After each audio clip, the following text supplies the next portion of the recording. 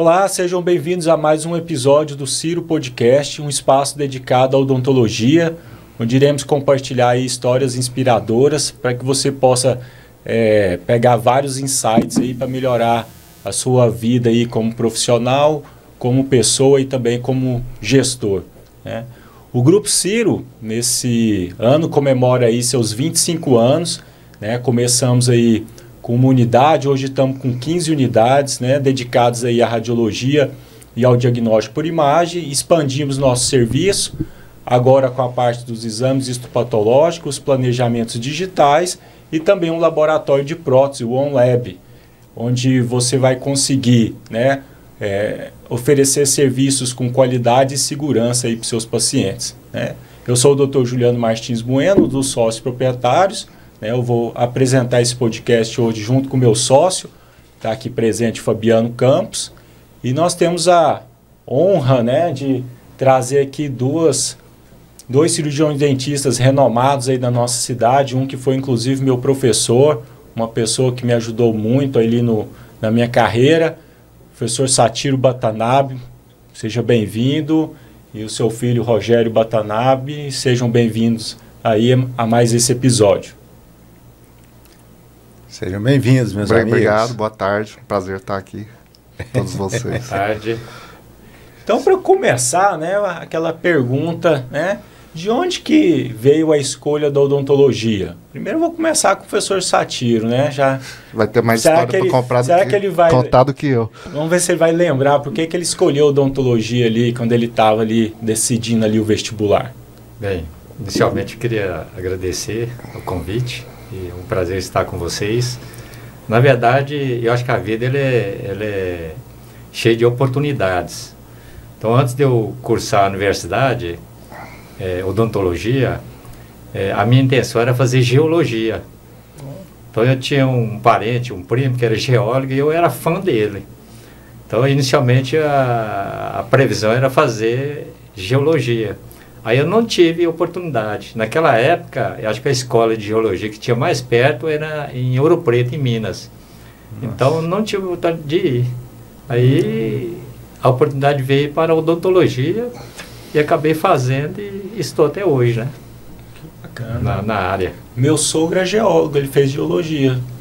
Fez na época na UNB. Igual ele falou, né? Que se deu bem na geologia ali no início, mas depois veio a legislação falando que não poderia ter empresas estrangeiras, o solo era brasileiro, tudo, e aí muitas empresas multinacionais que estavam no Brasil foram embora. Na época ele era até funcionário da BP, mexia com a parte de petróleo. E aí ele era de São Paulo, né, até contando um pouco da história dele, né, e aí ele veio trabalhar aqui em Goiás na Metago. E aí ele ficou um tempo na Metago, mas depois saiu e foi para empreender. Então, geologia. Então, professor, talvez se tivesse sentado para geologia, talvez também não teria tido que mudar de profissão no meio do caminho. É uma então, incógnita, né? Bom que ficou na odontologia, né? Que ainda bem. É isso aí. Mas, professor, de onde vocês são? Vocês são de Goiânia mesmo? Somos de Goiânia mesmo. Meu pai é paulista, minha mãe é mineira, meus avós que são japoneses. Seus avós estão bem próximos. Já visitou o Japão? Eu já sou da 3ª geração e o Rogério é da 4ª geração. É muito próximo. Do lado do pai, né? Do lado da mãe, meu avô, pai da minha mãe, que já é japonês mesmo. Meu avô e minha avó, né? Eles vieram com crianças. A 2ª geração é Nisei, a 3ª geração é Sansei, que é o meu caso, e o do Rogério é Nunsei.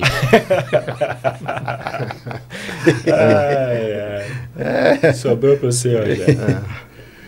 E, professor, qual que é seu esporte favorito?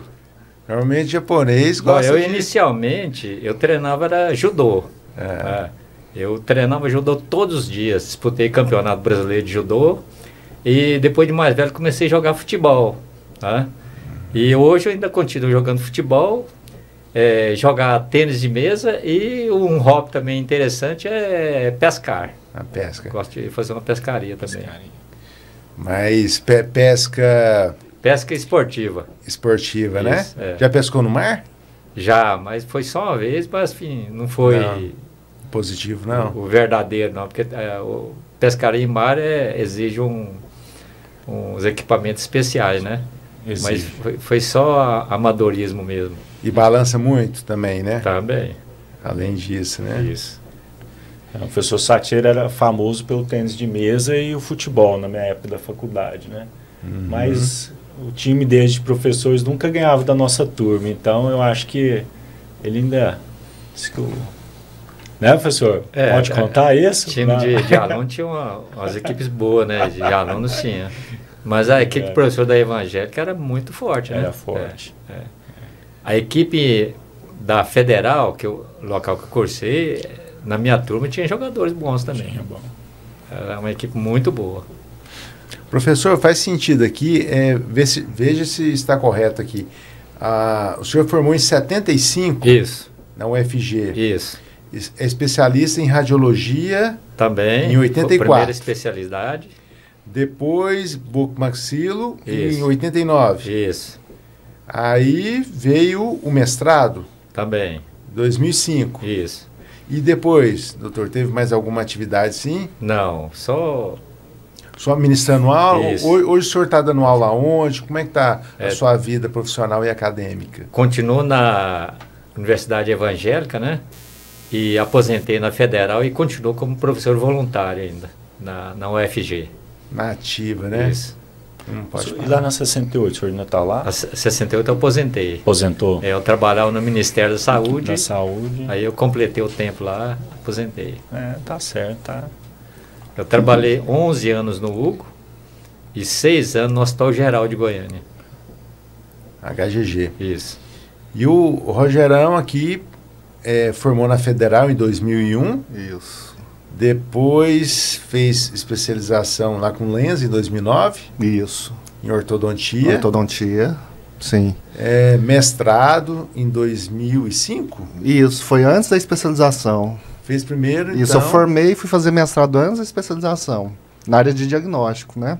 Em Brasília, na UNB. Aí depois eu voltei para Goiânia e fiz a especialização com o pessoal do Lenza.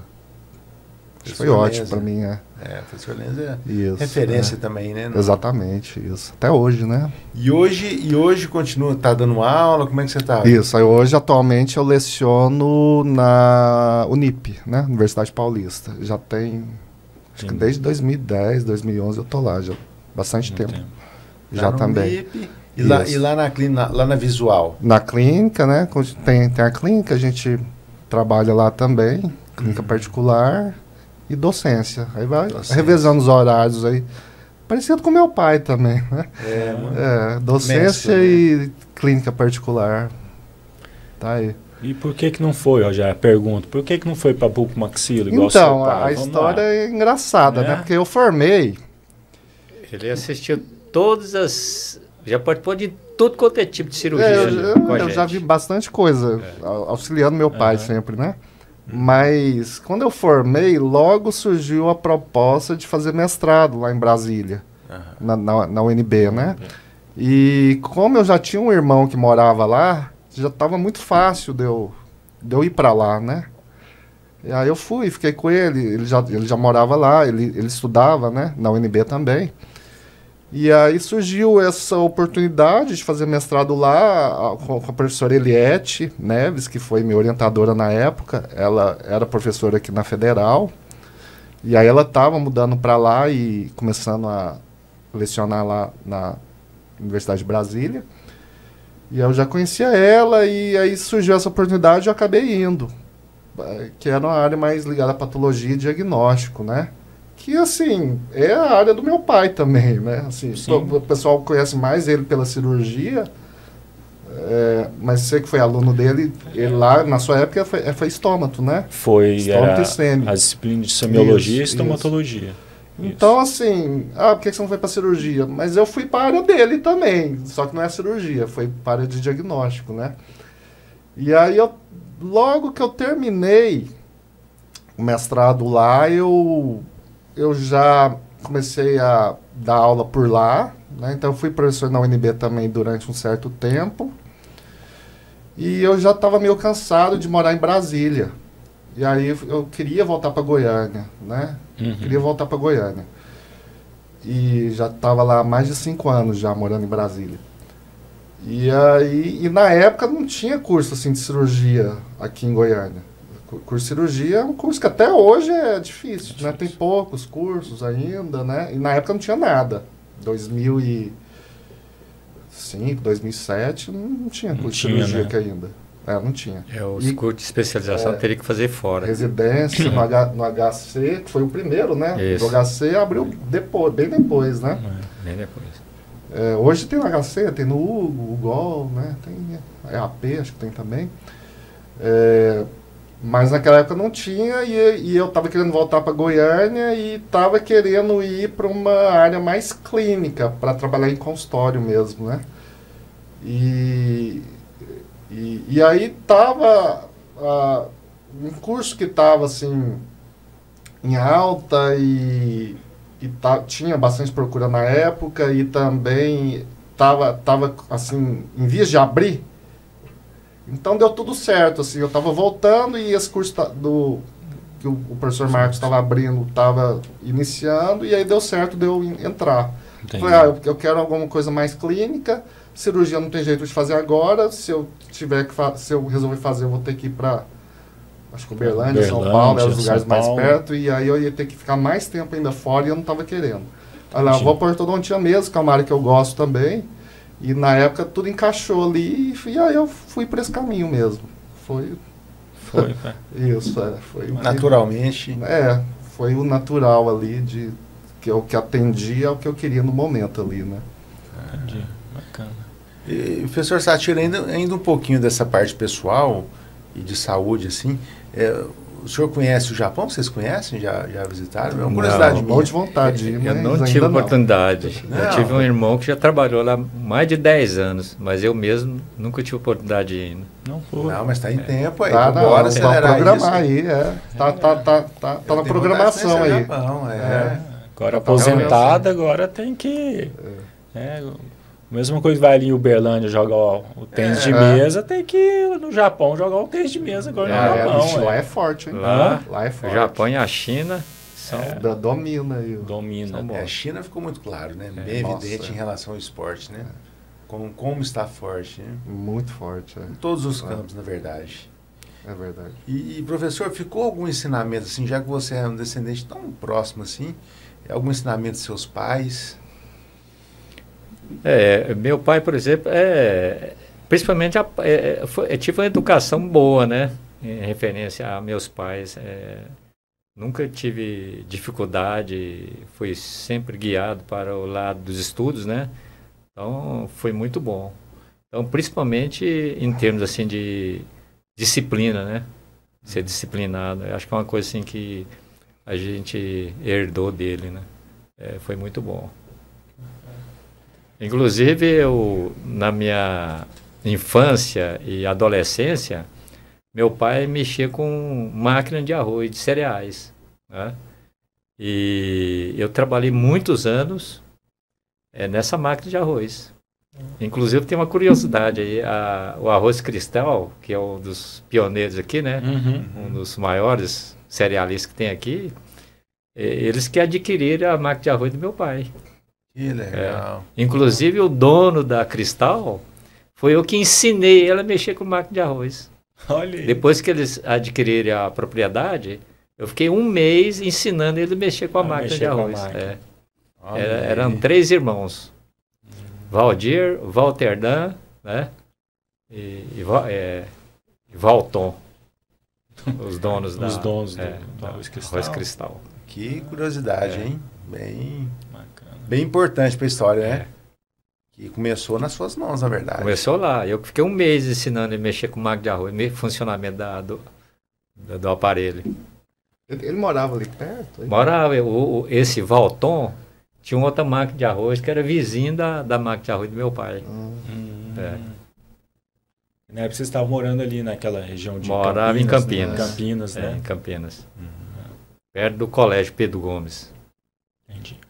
Pessoal, agora indo lá para essa parte da odontologia, voltando, né? Primeiro você fez a radiologia, mas a gente viu que sua paixão mesmo é a cirurgia. Isso.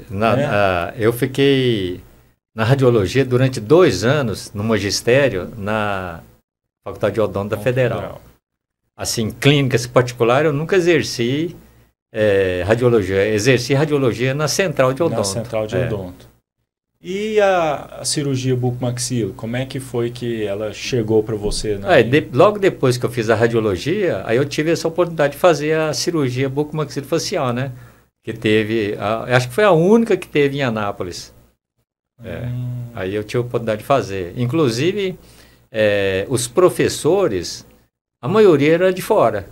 São Paulo e Rio de Janeiro. Os professores que ministraram os cursos na área de bucomaxilo para mim lá. Professor, e de onde veio tanto talento para cirurgia? Porque eu acho que todo mundo, uma curiosidade, né? A gente estava conversando esse dia no encontro de turma aqui, que a gente estava conversando aqui antes. Você vê, todo mundo da minha turma, tirando eu, fez cirurgia, algo voltado para cirurgia. Né? O Carline fez cirurgia bucomaxilo, o Euler fez bucomaxilo, o Giovanni fez bucomaxilo, o Zé Vieira fez implantodontia, né? Que também procurou a cirurgia, mas foi para o implante. Então, assim, influenciou todo mundo lá da turma. Né? Todo mundo... Eu lembro que a gente brigava para falar assim, professor, que dia que a gente pode auxiliar o senhor numa cirurgia? Era briga dos alunos lá para poder auxiliar o professor. Além da paixão para a área, né? Eu acho que isso aí puxa um pouquinho, né? O domínio aí.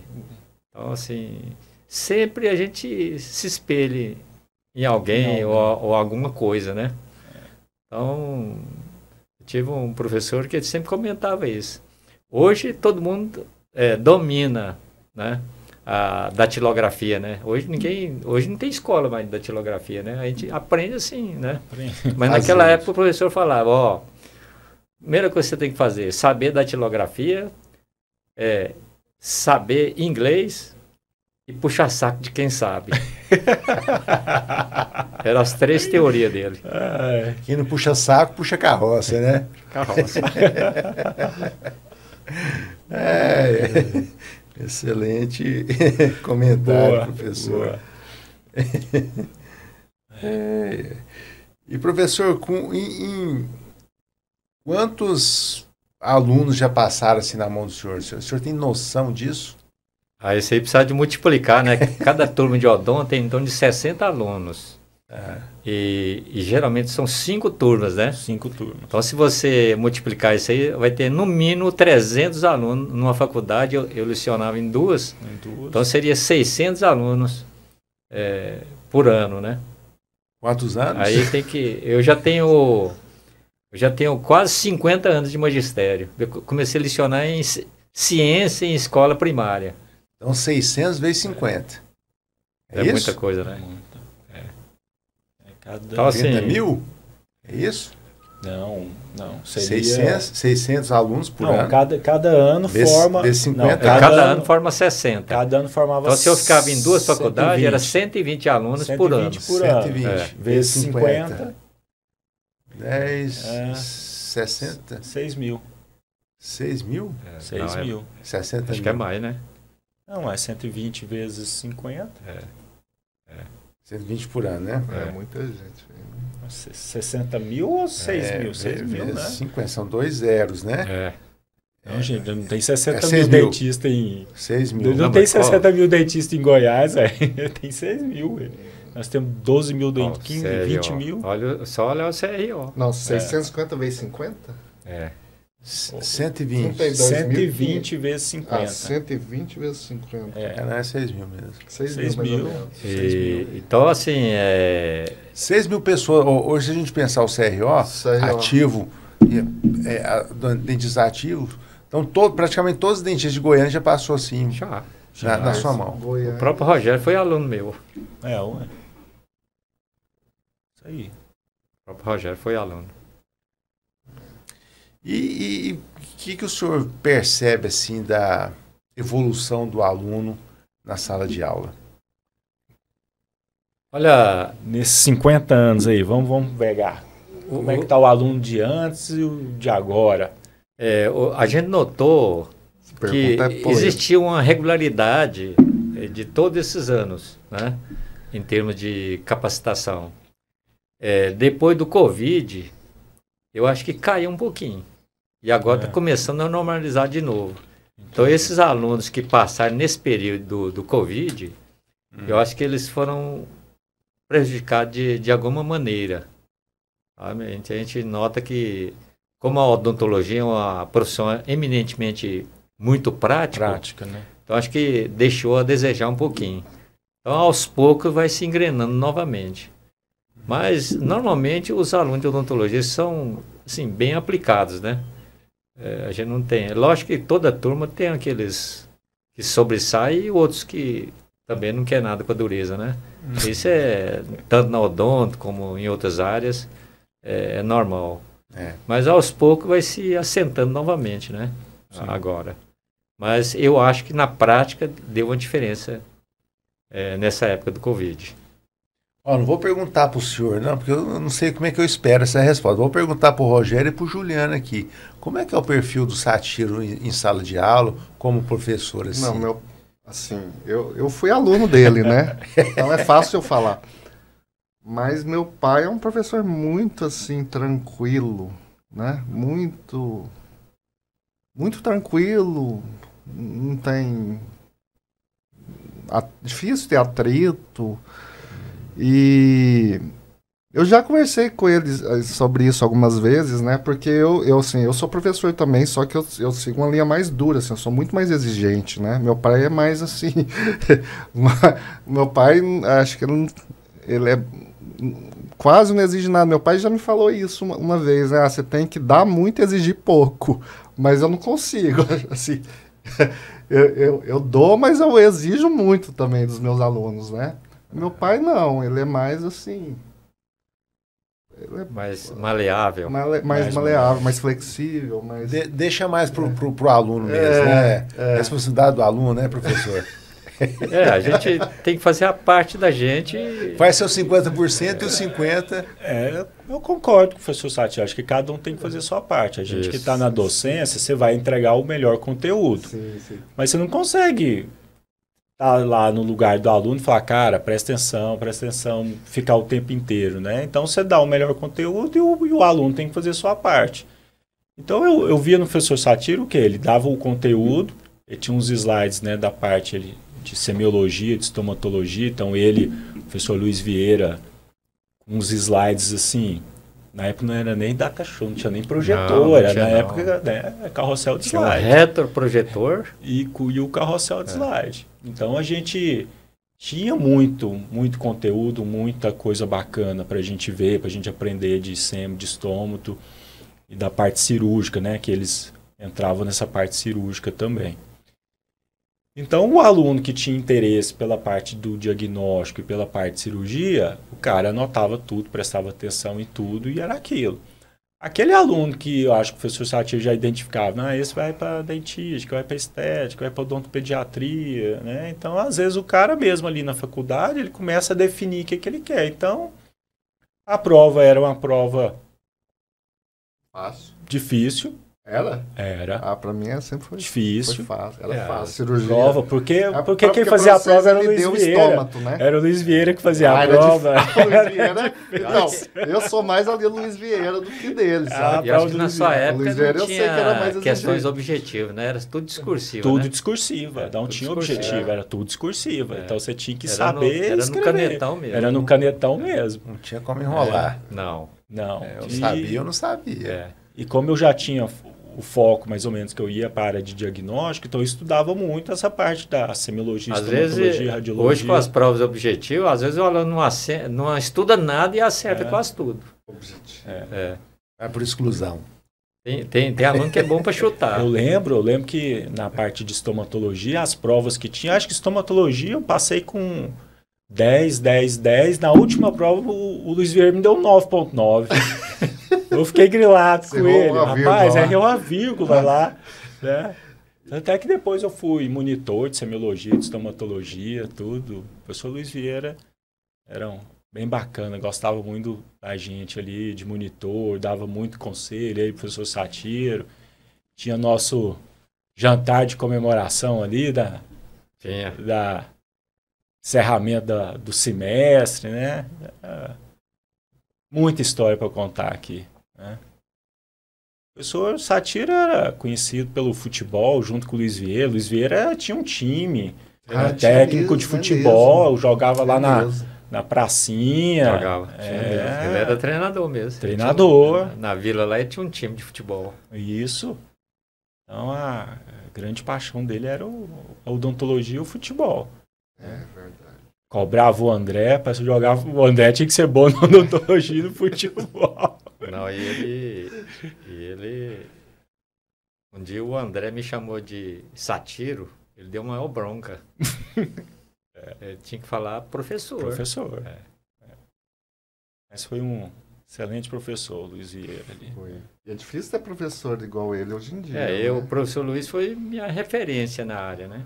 Eu também admirava muito ele, eu fui estagiário dele, eu não fui aluno direto dele na graduação, né? Mas eu tive contato com ele como estagiário. Depois que eu terminei o meu mestrado, eu fui estagiário em Anápolis um tempo, na União Evangélica.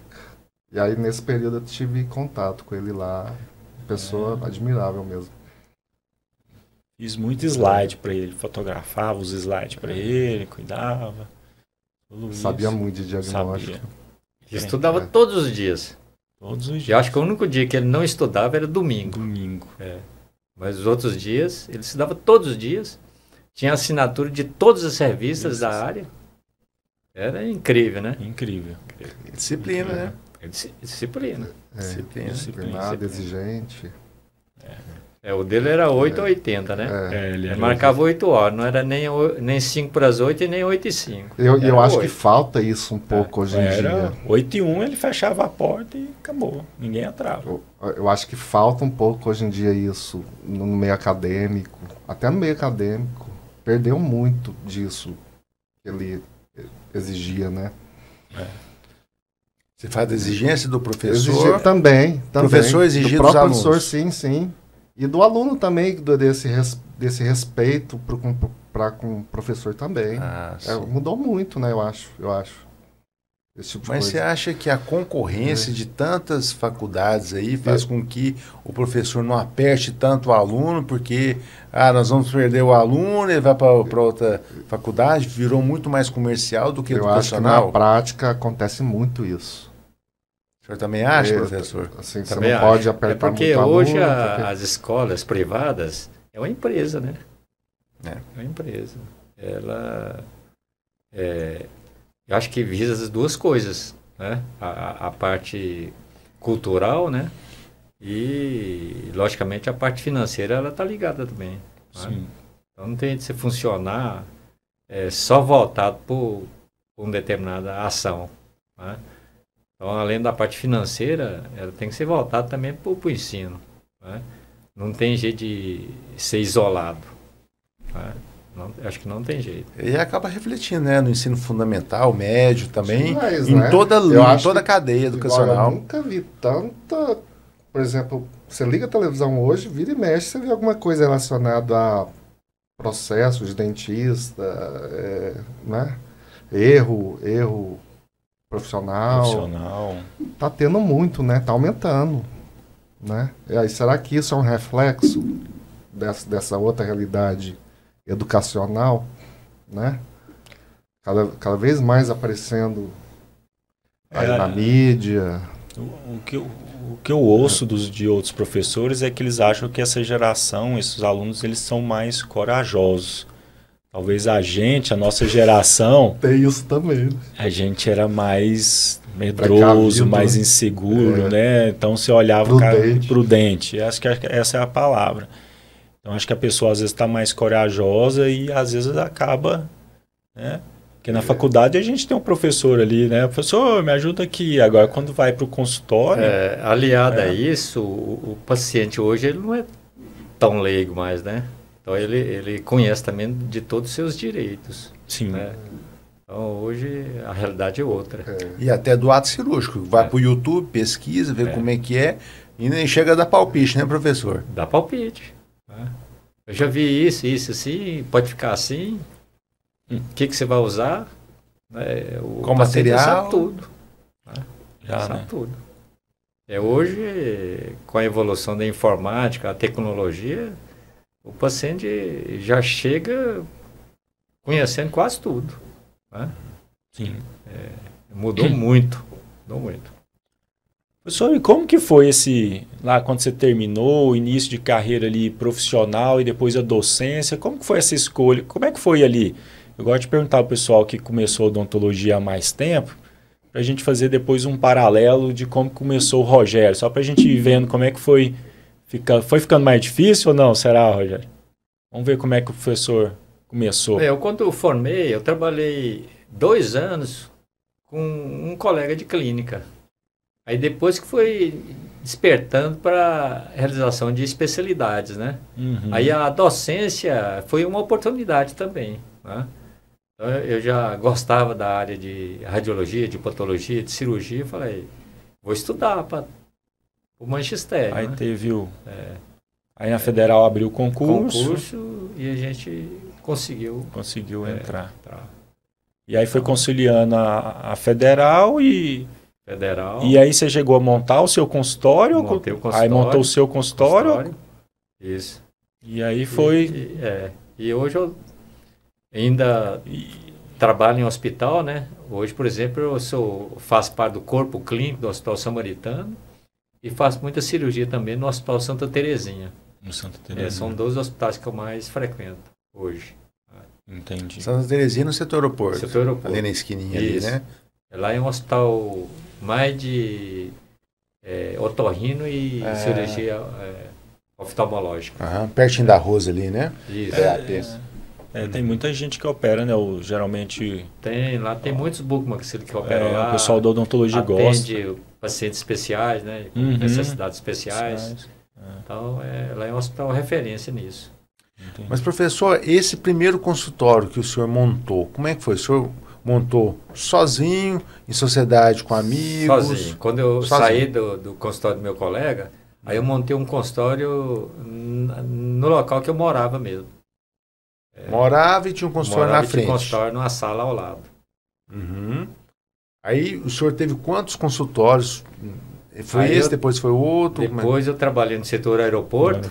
Né? O Juliano lembra, né? Lembro. No setor aeroporto, depois que eu passei para o setor marista agora. Mas então... no setor marista já faz uns 15 anos que eu trabalho lá. Foram 3 etapas, né, para chegar, né? 3 consultórios. 3 consultórios. Bacana. E aí, Rogério, conta pra gente aí. Você já começou lá na... Você já foi... Então, aí você vê que eu acho que a realidade do meu pai foi muito mais brutal que a minha, né? Porque aí depois que eu formei, o consultório já estava montado. Pegou só o filé, né? Eu trabalho, a gente trabalha junto até hoje, né? Mas a realidade que eu peguei é outra também agora, né? Assim, de quem veio depois, quem formou depois.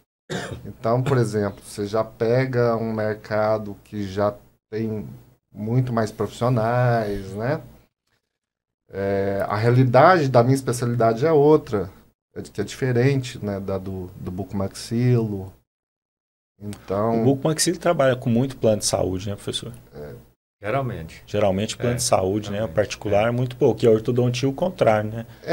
Mas em compensação é uma área que você já tem muito mais especialista no mercado, né? A concorrência é outra. Querendo ou não, a quantidade de ortodontistas que tem no mercado é muito diferente, é muito maior do que a quantidade de cirurgião que tem. Os planos de saúde não pagam a parte ortodôntica, né? Não pagam. Eles não têm. Mas, Mas em compensação, assim, né, como tem bastante especialista na área de orto no mercado, a tendência do preço é cair também, né? Uhum. Então, por exemplo, na época que eu formei, ou um pouco antes de eu formar, quando eu era criança, eu fiz tratamento, né, ortodôntico. Era aquela realidade ainda de ortodontista cobrar um salário mínimo de manutenção, aquela coisa, né? Instalar o aparelho cobrando em dólar. Cobrava em dólar. Daí você vê como mudou, né? Isso aí. Então eu já enfrentei isso aí, essa queda, né? Na especialidade. Então os desafios são outros, né? Era mesmo. De manutenção. Mas quem era professor te desconta. Então já é um outro contexto, né? De maior concorrência, maior quantidade de profissionais no mercado. E aí você tem que buscar algum outro tipo de diferenciação para conseguir sobreviver, né? E já que esse podcast a gente pensa muito nessa orientação de quem está entrando na profissão agora, conselho que você daria para quem está formando agora, professor? Se tivesse alguém ali, o senhor está ali na Federal, um aluno chegar para você e falar assim, professor, me dá um conselho aqui, que estou formando agora. O que você pode me dar de conselho? Tudo isso aí, as profissões, ele é muito ligado com a parte financeira, né? Então, a gente nota que quando o país tem um patamar razoável, ela acompanha também, né? Então, quando o país está mal, ela puxa também. Então, a gente nota isso. Mas, esse tempo, eu estava fazendo um acompanhamento de uma paciente com câncer de boca. As revisões dela eu fazia. E um dia ela trouxe um livro para mim, J.J. Camargo, do médico do Rio Grande do Sul. Já ouviu falar? Não. Ele disse que foi o primeiro médico do Brasil a fazer transplante de pulmão. Aí no livro dele ele fala que ele nunca viu um profissional competente e humano que não se deslanchasse na vida. Então hoje o profissional tem que ter competência, né? Isso aí que vai direcionando, né? Saber fazer, o paciente vai escolhendo, né? Sim. Então eu acho que tem a dedicação e a qualidade do serviço vai se tornando a referência. A referência. Eu sempre falo para meus alunos, né? Se você sabe X, o outro sabe 2X, ele tem 2 vezes o conhecimento seu. Então a tendência tem que qualificar. Tem que qualificar. Se qualificar. Né? E qual que é o maior desafio da sua especialidade, professor? Porque muitos colegas ou muitos alunos querem ter esse status, né, de cirurgião também. Mas qual que é o maior desafio, os maiores desafios da sua área? Olha, hoje a tecnologia mudou muito, né? Então, se você fizer um balanço assim da época que eu fazia traumatologia, por exemplo, para hoje, mudou bastante em termos de técnica cirúrgica, aparelhagem. Então, a gente, bem na área sua, né, de radiologia, você tem que estar atualizado em termos teóricos, práticos e acompanhar também a mudança da aparelhagem. Eu acho que isso é fundamental, né? A cirurgia bucomaxila, igual a radiologia, né? A radiologia passou por uma evolução tecnológica gigantesca. E eu acho que as especialidades que eu acho que... Hoje, com que você mexe também, a parte de prototipagem, né? Mudou totalmente. É isso que eu ia falar. As primeiras especialidades que mais mudaram ali com a evolução tecnológica, primeiro foi a radiologia e para mim, a cirurgia bucomaxilo, com os planejamentos de ortognática, né, todos os planejamentos diginais. Cirurgia ortognática, por exemplo, placas. Você gastava muitas semanas para você planejar um tratamento. E hoje, com a prototipagem, já vem prontinha. Já vem pronto. Já vem pronta. Facilitou a vida, né? Antigamente você tinha que serrar modelo antes, no modelo, depois executar no paciente. E hoje não precisa disso. Não precisa disso mais. Mas, ao mesmo tempo que é muito bom, às vezes traz problema também, né? Então, como eu tinha dito anteriormente, o paciente já sabe de tudo. Então, se você projeta uma cirurgia e não sai do jeito que você projetou, pode dar problema também, né? Então, existem os favores e os contra também. Tem muito cuidado. E que tipo Mas eu acho que a qualificação é fundamental. E professor, e que tipo de caso sempre é um desafio? Tem determinados tipos de cirurgia, em termos de diagnóstico também, que é sempre um desafio. Por exemplo, dor facial. Dor facial, por exemplo, em relação às nevralgias, é muito difícil você saber a causa, ou mesmo o tratamento, não é fácil, não é? Eu, por exemplo, atendo muito paciente no consultório com dor facial.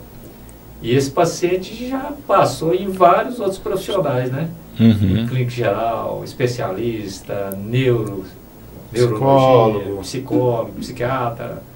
Então, esse, por exemplo, é um dos desafios.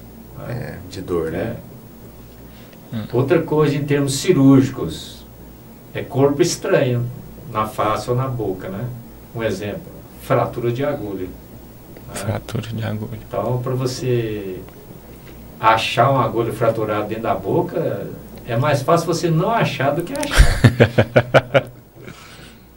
Então, é um desafio cirúrgico também.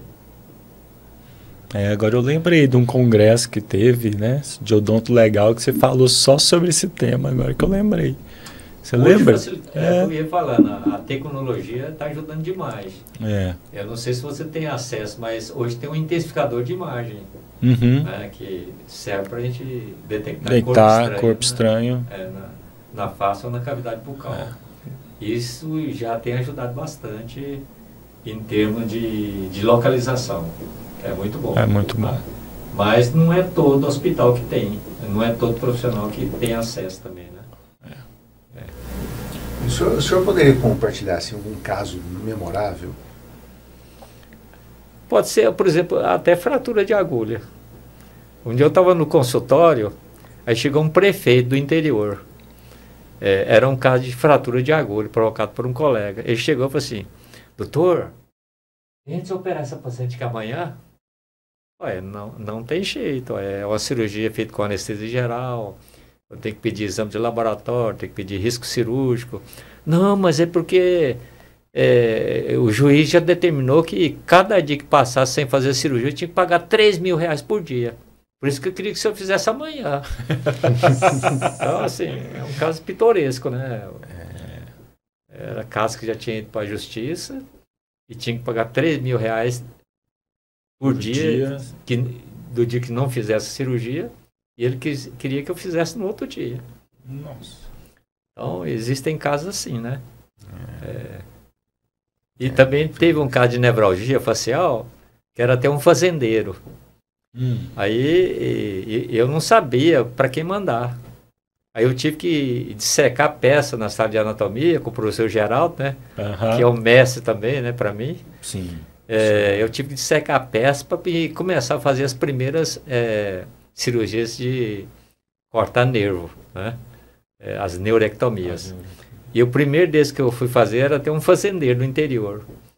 Aí eu fui fazer o pedido de exames dele, né? Eu falei assim: doutor, não precisa pedir nada disso não. Se eu morrer lá não tem problema não. De tanta dor que ele sentia, né? Ele falou que não precisava de fazer nada. Se ele morresse lá, não tinha problema. Tá preferindo morrer do que continuar com essa dor. Entregou os pontos. A dor que ele sentia era tanto que se morresse lá não tinha problema. Então existem fatos assim, né? São vários casos desafiadores que o senhor trouxe aqui pra gente, né? E assim, tem muitos alunos que estão nos escutando aqui que não foram alunos do senhor ou não escutou em uma aula, em um curso, em uma palestra. Qual conselho o senhor daria para esses casos desafiadores para quem está começando na área? Pega ou não pega? Vou ou não vou? Como é que faz, professor? Olha, em termos cirúrgicos, cada um tem que saber a sua capacidade. É o bom senso profissional e é isso que vai definir. Então, se ele achar que dá conta, e mesmo um ato cirúrgico resolver os problemas que pode advir, eu acho que sim. Mas se fica na dúvida, eu acho que tem que pensar um pouquinho. Aí é o bom senso clínico e profissional que vai definir isso, né? Eu acho isso muito importante. E tem que ter um planejamento. Até hoje, em determinado tipo de cirurgia, eu levo escrito para o centro cirúrgico. O senhor estudou o meu caso? Planejamento, estudei, mentalizei e às vezes eu escrevo no papel ainda. Não pode confiar na mente também, né? Você não pode ter erro. A gente não pode errar. Né? Tem coisas que você não pode errar. Principalmente nas coisas básicas, né? A gente não pode errar em coisas básicas. Né? Quando a cirurgia é muito difícil, a própria palavra fala, né? É difícil, pode acontecer alguma coisa. Agora, as coisas relativamente fáceis, nós não podemos errar. Senhor, quantos terceiro molar o senhor já tirou na vida? Já fez a conta? A pergunta de 1 milhão. Essa é difícil. Eu acho que operou o Goiânia. É igual... igual aluno.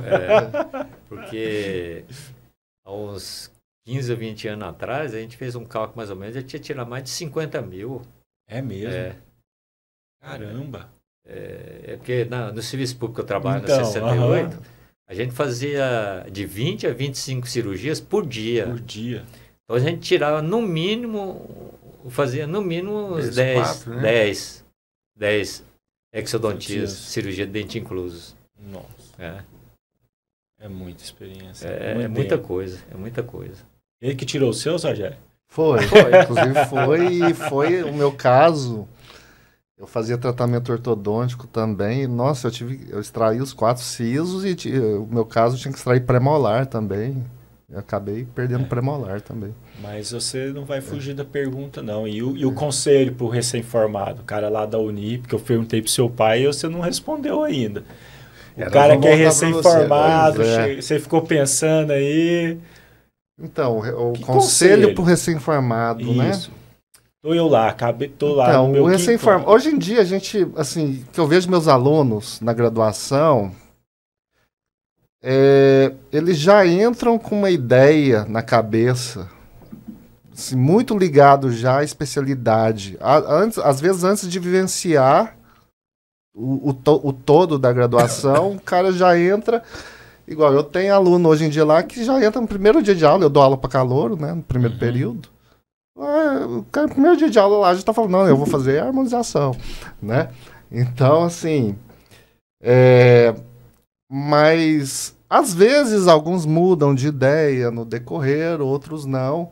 Mas passa um pouco pelo que meu pai falou, a questão do aperfeiçoamento técnico, né?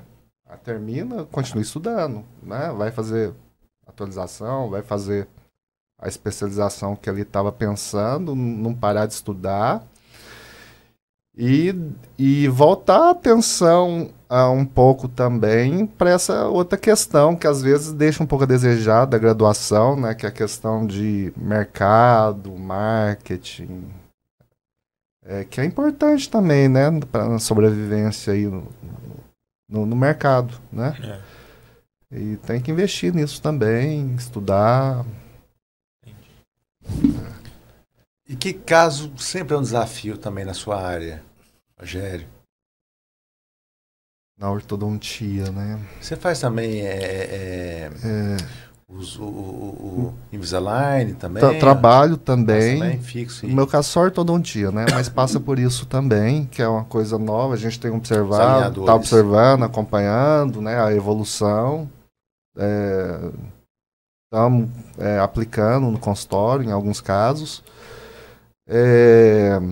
Algumas coisas é fácil de resolver com eles, outras, alguns tipos de movimentações nem tanto, né? Mas caso difícil em ortodontia tem. Caso envolvendo cirurgia ortognática sempre é um desafio, né? Envolve um planejamento mais aprofundado. Aí você faz essa parceria com seu pai? Como é que é em caso de ortognática? Então, meu pai tá meio que... Ele pode falar mais.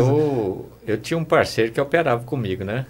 Aí depois ele ficou doente. Já chegou o caso assim, a gente fazer 15 ortognática por mês. Nossa. Um dia operava sim, um dia de manhã e à noite. Manhã à noite. Teve caso de fazer 15 ortognáticas por mês. Bastante. Aí ele ficou doente, resolveu parar, e eu falei, então eu acho que eu vou seguir. Porque parceiro, né? É uma cirurgia que exige muito da gente, né? E acompanhamento muito tempo. Então a gente parei um pouquinho de fazer ortognática. Mas esses casos ortocirúrgicos, assim, apesar de ser desafiadores, eu gosto. Eu pego, eu sempre pego, no meu consultório aparece muito. Eu não sei porquê, mas aparece muito caso de que envolve cirurgia ortognática para mim, né? É sempre um desafio, mas que no final... Resultado, né? A gente sempre fica assim... É desafiador, mas quando a gente consegue resolver, é recompensante também, né? Gera uma satisfação a mais aí. Eu acho que satisfação do paciente é também, que move, isso, né? Isso. Porque geralmente são casos que envolvem maior, assim, mudança na questão estética da face como um todo, né? Então, questão da autoestima do paciente. E como a radiologia, como a Ciro pode contribuir com vocês nessa parte aí do planejamento dos casos? Nossa, aí é do começo até o final, né? É a parceria ali. Desde a questão ali na ortodontia demais, né? A cirurgia, acho que área que não depende, né, de radiologia. Não. Hoje, até a cirurgia dentária, de terceiro molares, é fundamental, né? Sim. Hoje mudou demais. Eu lembro de um caso, quando eu formei, tinha um paciente que tinha que tirar um canino superior na maxila. Aí ia fazer com anestesia geral. Aí eu fui lá, porque era paciente meu, e tinha 2 professores meus de cirurgia lá. Aí eles olharam assim, no negatoscópio. Um radiologista falou que o dente estava para vestibular. E o outro falou que estava para o lado palatino. Aí, esse cara em dúvida, como é que eu vou fazer, hein? Um tá falando que tá para um lado, o outro tá falando que para o outro. Aí esse cara, eles não deu para interpretar lá na hora. Aí chegou a uma conclusão, vamos pelo diagnóstico fulano, que ele é mais experiente. Aí foi, deu certo. Deu certo. A chance de estar para o palatino é grande, né? É grande. É maior que estar para o vestibular, então tem que olhar. Mas já teve um ministro da saúde no Brasil que falou assim que dentista bom não precisava tirar radiografia, não. Já escutei que quando surgiu a tomografia, eu lembro direitinho, dentro de um congresso, o cara mostrou uma periapical e falou assim, vocês não estão vendo tudo aqui pela periapical, não? Não é possível que vocês vão começar a pedir tomografia, sendo que a periapical já mostra tudo. Eu olhei assim e falei, não, ficar quieto aqui, que... Mas é assim, quando vem... Esse próprio caso que ele contou, hoje em dia, com tomografia, já não faz mais sentido, né? Assim, vamos por ali ou por ali. Porque fazia a técnica de Clark, né? Sim, antes era a técnica de Clark. Fazia. Hoje com tomo já não... Isso que eu tô falando. Mudou tudo, né? Revolucionou. Isso que eu falo, Esses dias eu estava até comentando com os alunos, eu estava lembrando do Dr. Luiz Vieira também, que ele viveu uma época que não tinha exame imunistoquímico, né? Também. Eu lembro quando começou a chegar a imunistoquímica. A imunistoquímica, os primeiros só faziam em São Paulo. Então. No interior de São Paulo. E aí, por exemplo, você fechar um diagnóstico de câncer, por exemplo, né? Ele viveu essa realidade. E aí você tinha que dar um diagnóstico, né? Nem que fosse um hipotético ali. E o cara tinha que ser bom mesmo, né? Eu lembro de uma das últimas palestras que eu assisti dele. O cara tinha que aprender a cheirar a lesão, né? Ele falava isso mesmo. Mas evoluiu bastante, né? Os exames de imagem, exames complementares, né? Goiânia também se transformou num grande centro, né? Hoje a gente tem praticamente tudo aqui, né? Tem tudo. Hoje a parte de imunistoquímica faz aqui, né? Faz aqui, né? E a gente percebe, né? O salto que a odontologia de Goiânia deu. E foi coisa assim, de 10 anos para cá. Muita coisa mudou, né? De 10 anos para cá. De 2001, quando eu formei, então, também, nossa senhora. Então, vamos pegar, né? Faz um histórico aí da ortodontia. Né? Que na radiologia a gente passou, né, do químico, né, da câmera escura, fomos para o processador automático, foi para o digital, chegou tomografia, chegou ultrassonografia, planejamento digital, scanner, chegou um monte de coisa de tecnologia. Na orto, então, na horta a gente recebeu todos esses impactos que veio da radiologia, da evolução da radiologia, né? Tomografia e depois planejamento digital, agora mais recente, né? Mas veio do aparelho fixo convencional, aí veio depois uma época de bracket cerâmico, estético, aí depois veio bracket autoligado. Aí depois entrou ali já depois no meio a questão de ancoragem absoluta com mini implante, que é de 20 anos para cá também. Mini implante e agora mais recentemente aí que tá na moda os alinhadores, né? Muita coisa mudou também, né? Tá tendo que estudar, fazer setup, né? Isso. No computador para poder planejamento digital, fazer o planejamento da movimentação ortodôntica e a sequência de alinhadores. Isso. Você vê, a gente... Na cirurgia também. Ainda bem que o Roger jogou muito videogame quando ele era pequeno, para ele poder... Até hoje. Viciado. É só quando era pequeno. Para ele poder mexer lá no computador. Gran Turismo 7, Atari, né? Gran Turismo 7 aí quase todo dia. Então eu gostava, né? Mas isso é bom que prepara a gente para esse mundo digital também, né?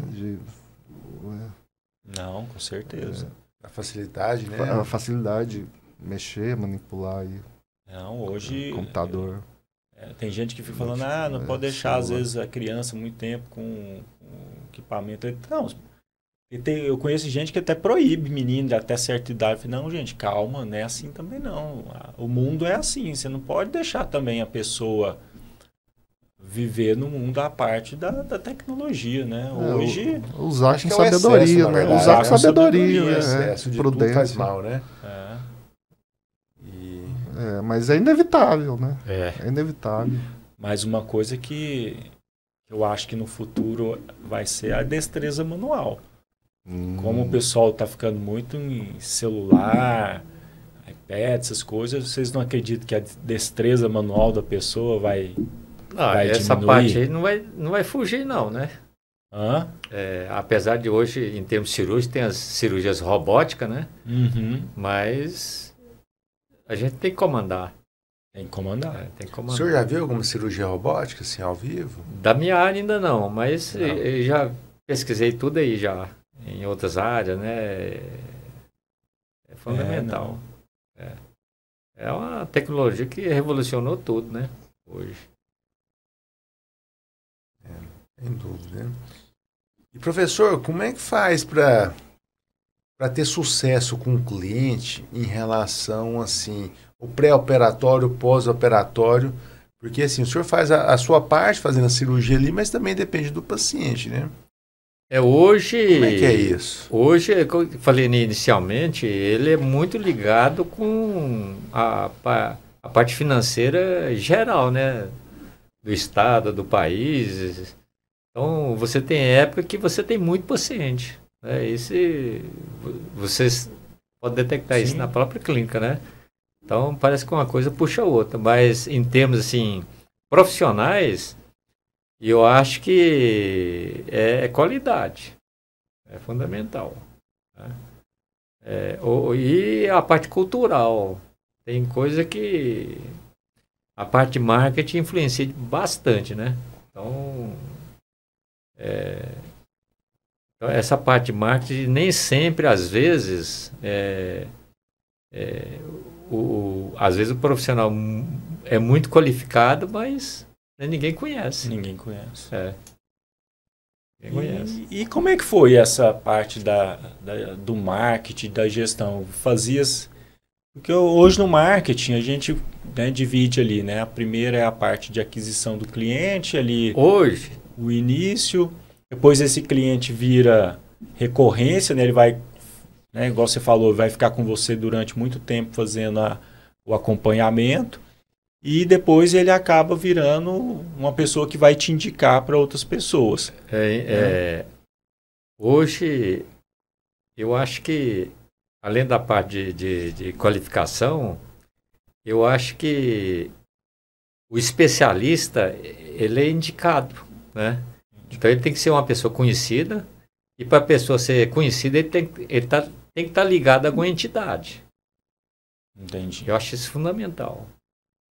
Por que a maioria dos profissionais quer mexer com magistério? Né? Em termos financeiros, não é muito interessante. Mas em termos profissionais, talvez sim. Né? Então, vamos supor que passa 60 alunos na escola. Esses 60 me conhecem pelo menos de nome. Sim. Né? Eu acho que isso é fundamental, isso. Então a gente precisa de indicação. Né? Eu acho que o profissional é bom estar ligado a alguma entidade. Alguma entidade. Eu acho que sim.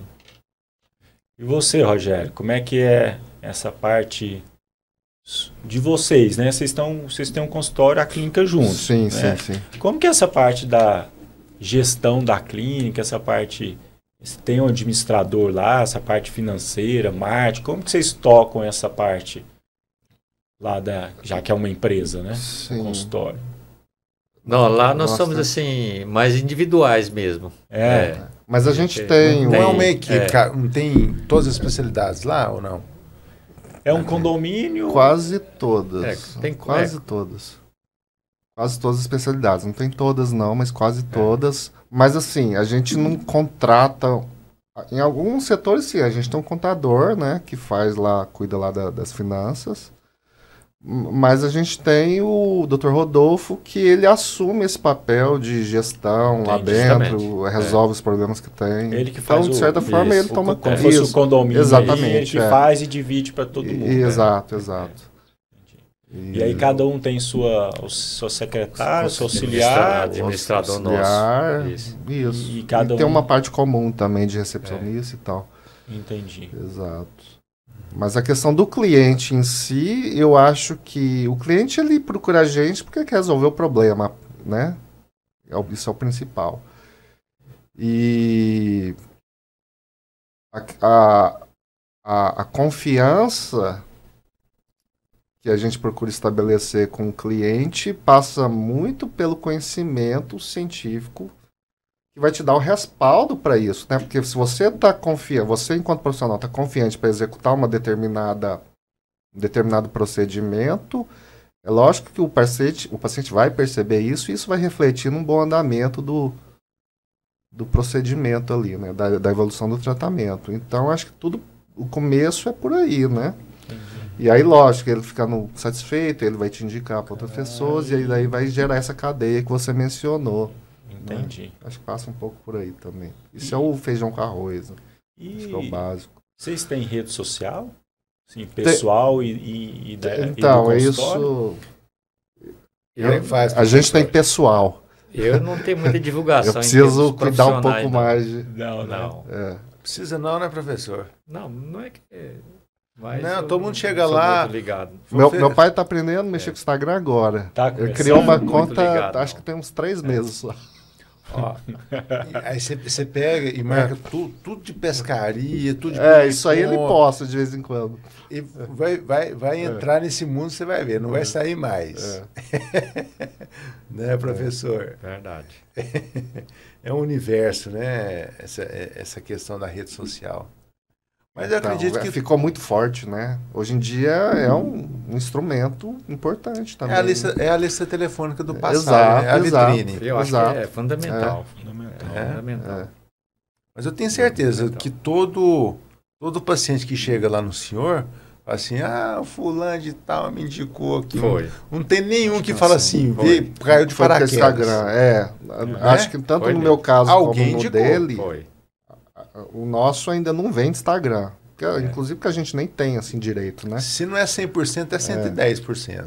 Não, a maioria é indicação. Mas eu sei que funciona. Né? Não é um negócio que você pode descartar hoje em dia. Eu sei que funciona e muita gente consegue ali cliente a partir disso. Sim. É um método importante aí hoje em dia. É uma arma a mais que você tem hoje em dia para captar cliente mesmo, né? Importante mesmo. Então eu vou ter que te fazer uma pergunta. Quando você começou, como é que chegaram os seus primeiros pacientes? Até hoje, né? Muito de indicação também. Porque como eu, assim... desde o começo, assim, eu já meio que fui para a especialidade, né? Já fui para ortodontia, então até hoje eu recebo muito de indicação de clínico geral, conhecido. De outros profissionais que trabalham ali mais na base da clínica geral, né? Alguns que vêm de outros colegas especialistas e do próprio círculo social mesmo, né? Um parente, um amigo, uma coisa assim. Amigo de amigo. funciona também. Prestando um bom serviço aí, boca a boca, né, Rogério? Eu acho que isso aí é fundamental. Naturalmente, né? É fundamental. Não. É a qualidade. Prestar um bom serviço. Eu acho que a primeira coisa tem que ser competente. Se você não é competente, você nem entra pro jogo, né? E a gente tem você tá no banco de reserva, não foi nem escalado, né, professor? É fundamental isso. É qualificação. E existe um índice alto, né? De, por exemplo, formado que não consegue sobreviver e abandona a profissão depois de alguns anos, né? Esse é um dado estatístico. Imagina uma coisa, você não consegue as competências, né, Rogério? Por vários motivos diferentes, né? Mas é uma profissão desafiadora, né? Também. De muita resiliência, de muito estudo. Isso, estudo, paciência, né? Saber lidar com o ser humano. Exato, paciência. Como é que o senhor faz, hein? Porque assim, professor, cirurgia é cirurgia. Independente qual seja a parte do corpo, o ser humano tem medo. O relacionamento profissional-paciente é fundamental. Você tem que ter uma empatia, né? É uma empatia. Tem paciente que você... Eu não gosto de dentista. Mas é difícil quem gosta muito de dentista, né, professor? Mas a gente tem que saber lidar com isso, né? E como é que o senhor faz? Como é que o senhor fala assim? Tem que tirar 4 cis, eu tenho que fazer uma cirurgia aqui, muito... Como é que o senhor passa essa segurança, essa tranquilidade? Vai dar tudo certo? Como é que o senhor conduz essa conversa? Tem os tipos de pacientes. Os perfis tem pacientes que você não pode falar nada. Tem pacientes que você tem que explicar tudo. Então, o primeiro contato que você tem com o paciente, você tem que entender o perfil do cliente. O perfil do paciente. Para você, coloca alguma coisa ou não coloca. Né? Aí depende do perfil do paciente. Até para cobrar, você tem que saber. Né? Então, tem paciente que na cirurgia ele não quer nem ver. Tem uns que quer saber tudo. Ele está debaixo do campo e perguntando o que é que eu vou fazer. Quando o paciente é assim, você tem que ir falando. Né? Algum já pegou na mão do senhor? Não, é aqui, ó. Ainda falou assim, não é aqui não, professor, é aqui. Aqueles pacientes que sabem mais que você. Deve ter esse perfil.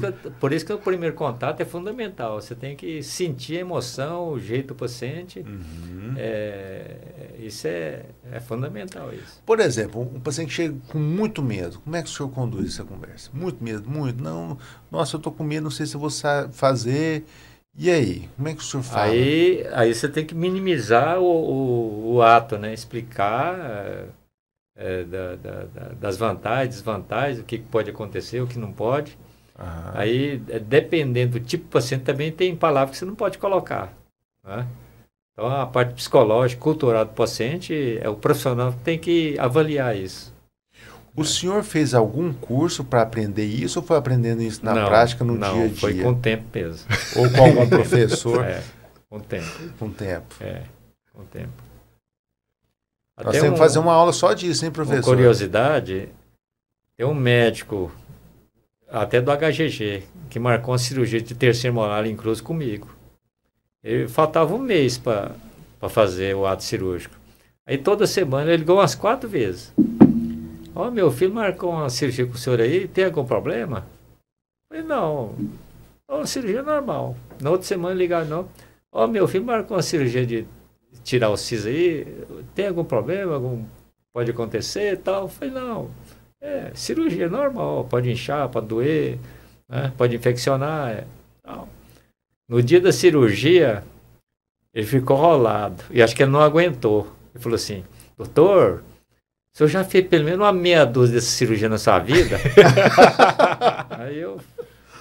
E naquela época eu trabalhava no HGG e ele não sabia que eu trabalhava lá também, não. Eu não falei nada para ele também, não. Assim, você já fez pelo menos uma meia dúzia dessa cirurgia na sua vida?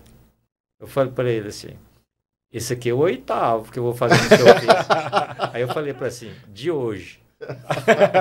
Aí ele ficou mais calmo, né? Eu falei, trabalho no hospital que você trabalha também. Aí ele achou bom. Achou bom. Passou segurança, tá lá mas pertinho de mim. Ele ligou umas 4 vezes para saber. Ficou desconfiado, né? Da capacidade, seguro. né? Seguro, né? Aí no final ele perguntou se eu já tinha feito pelo menos 612 na minha vida.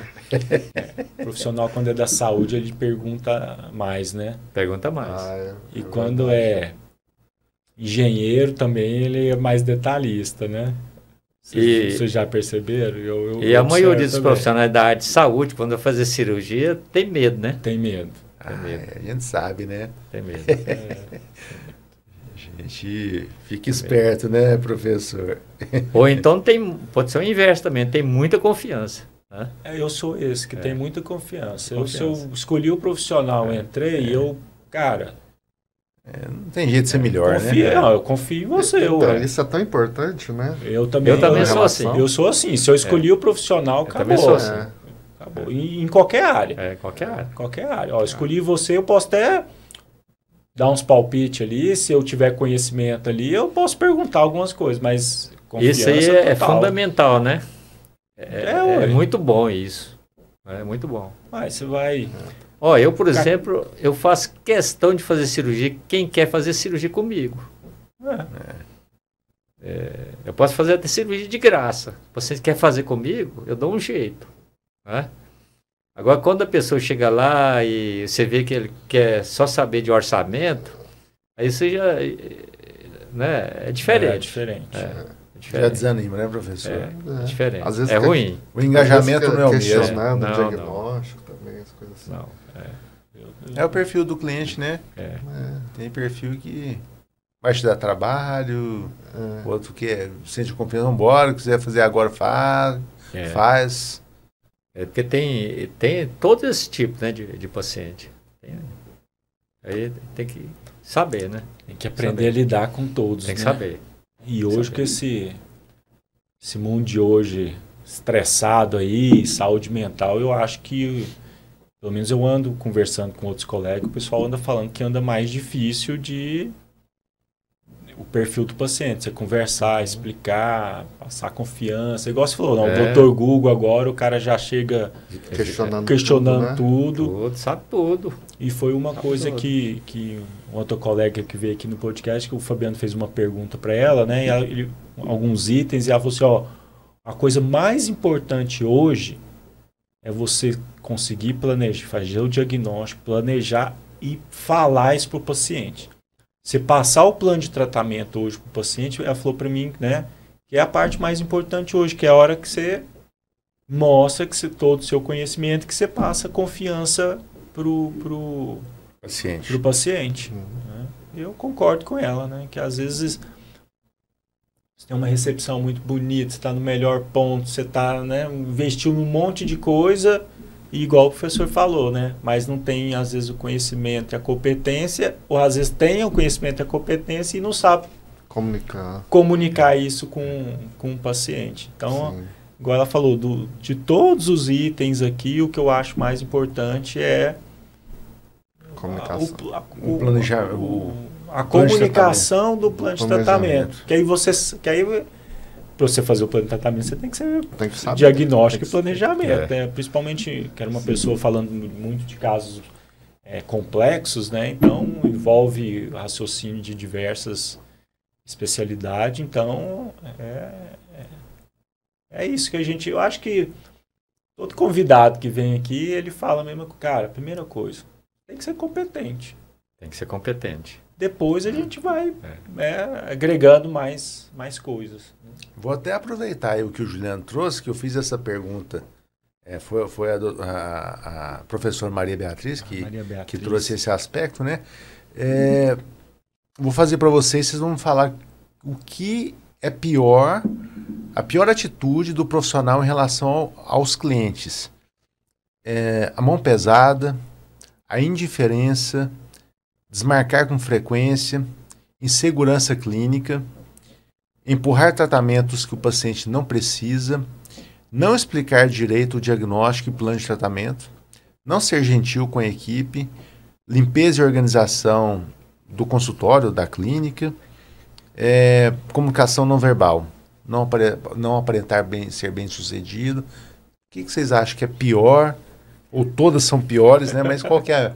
Mas todos aí se enquadram, né? Todos aí se Mas qual que é a pior, professor?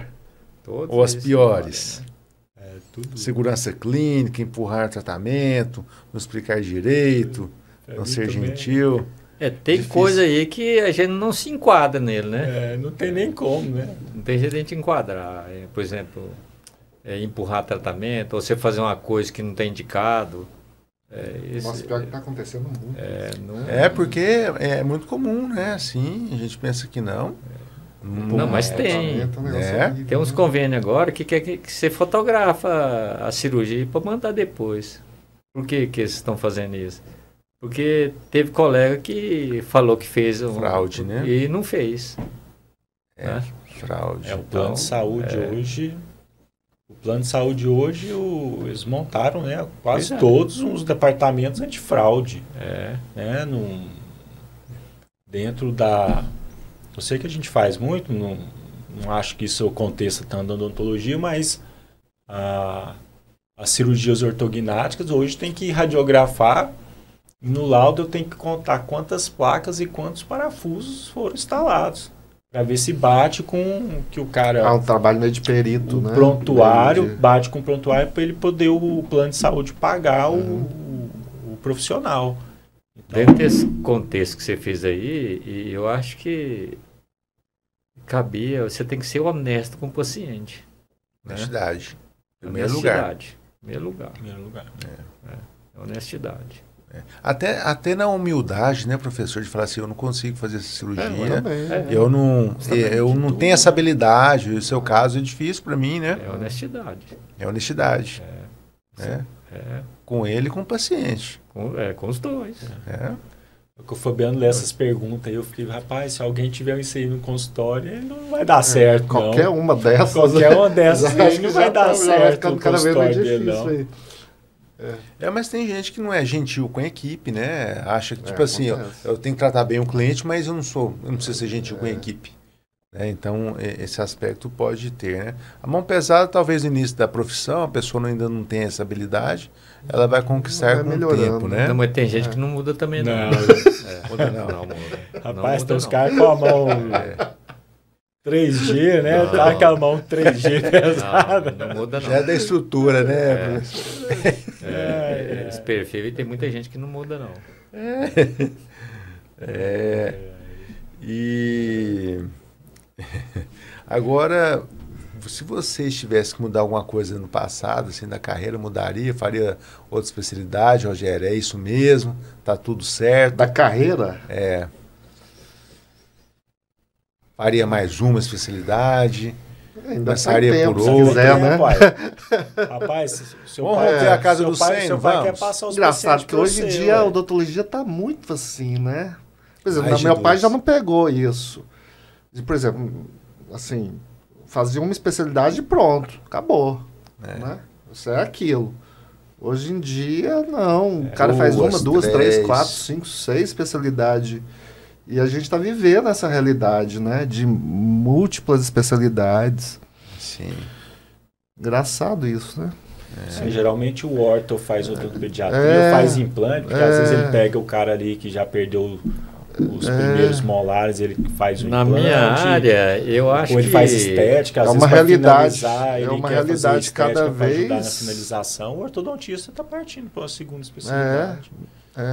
Na minha área, eu acho que se tivesse um jeito de um aperfeiçoamento na área de robótica, seria interessante. Acho que sim. Um negócio que nem existe ainda, né? Assim. Mas é uma perspectiva. Mas tem muito na medicina, né? A cirurgia medicina, robótica já é uma realidade da medicina. É adaptar para a odontologia, né? Vocês viram? Interessante. Saiu, acho que foi na BBC recentemente, o cara fazendo a cirurgia robótica, fazendo um tratamento odontológico mesmo, e o cara, o cirurgião operando à distância? A distância, o robô. Não, em outras áreas já tem, né? Isso aí abriria um leque de possibilidades, né? Por exemplo, você está aqui em Goiânia e opera um cara, sei lá em Salvador. O primeiro que eu vi, que já deve ter uns 5 anos, Vocês viram um cara francês instalando um implante num chinês? Foi. Na Universidade da China. Então, assim, uma área assim... O cara instalando um implante lá da França. Né? Acho que é promissora. O senhor acha que o futuro da odontologia está nessa parte da robótica? Vai abranger tudo isso aí, né? E outra, eu não sei como é que está hoje, por exemplo, na área nossa, as células-tronco, né? Teve uma época que estava muito em ênfase, parece que deu uma acalmada, né? Mas é uma área que também precisa de muita pesquisa, né? E poderia dar certo. Ciência, embriologia, eu também embriologia. Você imagina você conseguir, por exemplo, o cara perdeu de outro órgão o cara perde o dente, você faz outro dente de verdade. Tem grupo na Escandinávia que já pesquisa isso tem tempo, já consegue fazer esmalte em rato, né? Dentina. Vai chegar um ponto que vai dar certo isso aí. Vai acabar o implante, eu acho. Não, acabar não acaba. Assim, mas vai chegar um ponto que você perdeu o dente, tem outro disponível. Talvez de verdade, o curso, né? A princípio, o vai estar lá em cima, não vai ser popular, mas assim... Tem a solução, né? Vai acontecer uma hora. Concordo. E na sua opinião, Rogério, qual que é o futuro da odontologia e da sua especialidade? Então, a ortodontia está num caminho aí que é nebuloso, eu acho, né? Assim, agora tá vindo aí os alinhadores, o planejamento ainda é importante, né? O conhecimento e o planejamento ainda é importante. Mas é uma coisa que vai popularizar mais ainda do que já está sendo, né? Eu acho que ainda não está tão popular assim a questão dos alinhadores, mas a tendência é de disseminando também cada vez mais, né? Uhum. E aí fica aquela incógnita, né? Vai ser o ortodontista, vai ser o clínico geral que vai... O mercado sempre pensa em escala, né? Então ele pensa isso. Deixa eu desenvolver uma tecnologia que eu consiga fazer em escala para poder baratear o preço e ter lucro. Então, e aí essa incógnita aí eles agora. Estão pensando no alinhador em cima disso, né? Exato. Tanto é que a gente vê lá que a Aligner é listada em bolsa, a Straumann, que com ClearCorrect listada em bolsa. Então, eles já viram que o desenvolvimento tecnológico, né? As pesquisas de desenvolvimento vão chegar de uma hora que vão conseguir, né? Talvez não para todos os casos, né? Mas que eu acho que isso aí não vai ter como fugir, a ortodontia não vai ter como fugir disso. Que vai ter essas clínicas, essa pegada aí do mercado de escala, eu acho que já tem que começar a pensar como que eu vou trabalhar e sim quando tiver essa realidade já funcionando, já tem que começar a pensar nisso. Exato, né? Então tá nessa encruzilhada aí. Uhum. Agora a cirurgia não tem jeito, né, professor? Como é que faz? Não tem como dar escala em cirurgia. Por isso que eu falo que cirurgia não tem como dar escala. Nunca vai. Um negócio muito rústico, né? Como é que dá escala em extração de terceiro molar, extração de siso, colar de botão, trauma de face. Como é que dá escala? Não tem jeito, gente. Então, essa parte manual aí não tem como ter escala. Tem coisa que não vai ser muito flexível assim, né? Não. Então, assim, a pergunta que o Fabiano fez aí, toda vez que eu estava pensando, hoje de manhã mesmo, falei, cara, a odontologia vai mudar aonde tiver jeito de ter escala. Se tiver jeito de ter escala, o mercado vai estar de olho e vai querer... Tanto é que franquia, o que é franquia? Escala. Né? Então, eu acho que a palavra que a gente sempre tem que pensar é essa. Onde que dá para ter escala? Cirurgia não dá. Tem que ter o cuidado com o paciente, né? Isso, mas eu acho que independente disso, ainda sempre vai ter que ter alguém pensando, né? Por trás. Para dar andamento na coisa. Então... A pessoa que está se atualizando, que está ali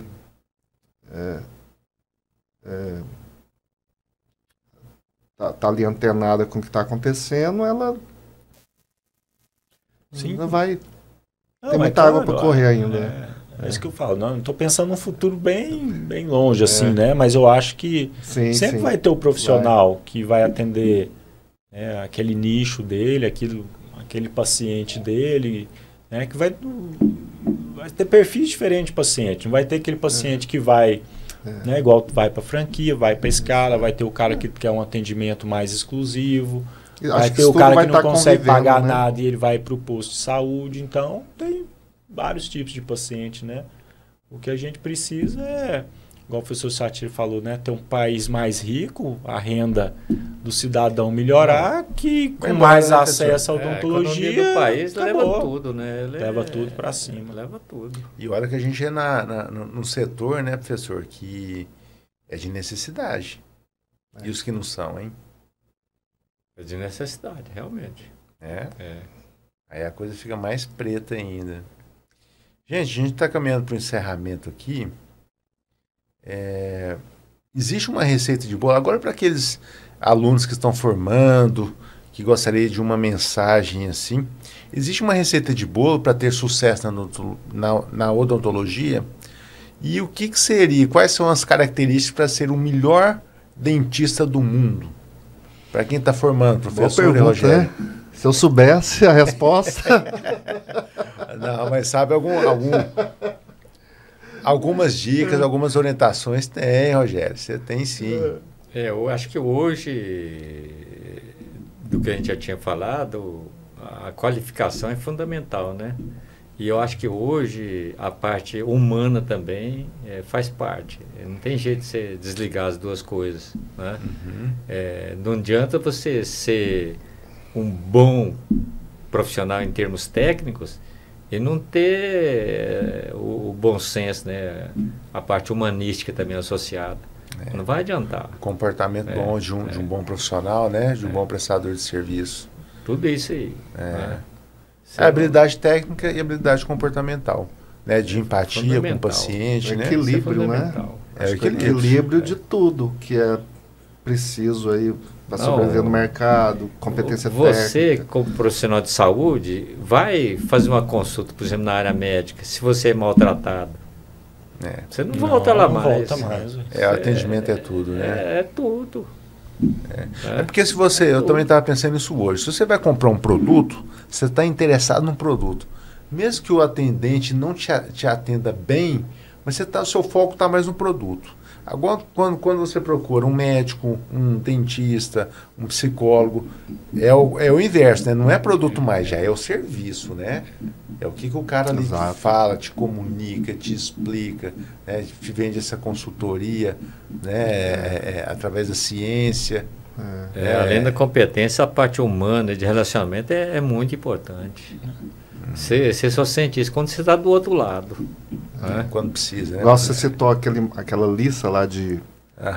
É uma coisa que chamou muita atenção, indiferença, né? É um negócio terrível. Você chegar em alguém que você está precisando de ajuda para resolver algum problema de saúde seu. Aí você chega, o cara não está nem aí. Às vezes nem te escuta, né? Indiferença é um negócio terrível. É gravíssimo. Gravíssimo.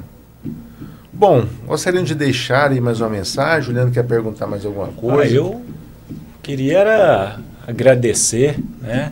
Queria agradecer ao professor Satiro pelos anos de dedicação, por inspirar tantas pessoas, tantos alunos, né? O professor Satiro foi padrinho da nossa turma de formatura.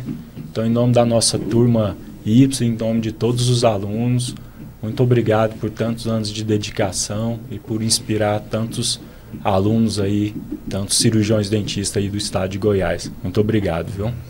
Eu que agradeço pela oportunidade desse convite e de proporcionar esse momento, falar um pouco da vida minha e também do meu filho, né, do Rogério, e espero ainda poder contribuir com alguma coisa ainda no restante da minha vida. Então ainda. Vamos lá, quais são os planos para o futuro?